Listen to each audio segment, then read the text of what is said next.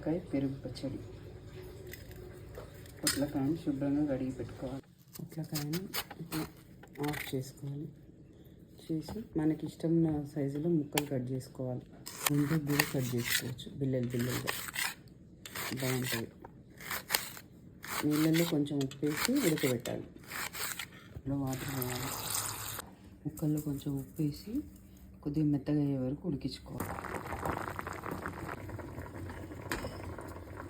ఈ మాత్రం ఉడికితే చాలు. ముక్కల్లో నుంచి వాటర్ తీసేసి చల్లారనివ్వాలి. ఈ పెరుగు పచ్చడి పచ్చిమిర్చితో వేస్తున్నా. ఒక 5 పచ్చిమిర్చి, అల్లం ముక్క మెత్తగా మిక్సీ పట్టాలి. స్పూన్ ఆవాపిండి, పొడి 2 స్పూన్స్, ఉప్పు, నీళ్ళు పోసి మెత్తటి పేస్ట్ లాగా చేసుకోవాలి. పెరుగు, మనం చేసుకున్న పేస్ట్, పెట్టిన పొట్లకాయ,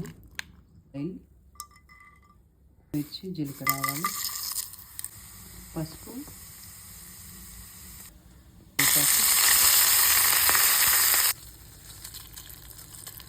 ఈ పోపు దీంట్లో కలిపేసేయాలి. పొట్లకాయ పెరుగు పచ్చడి రెడీ.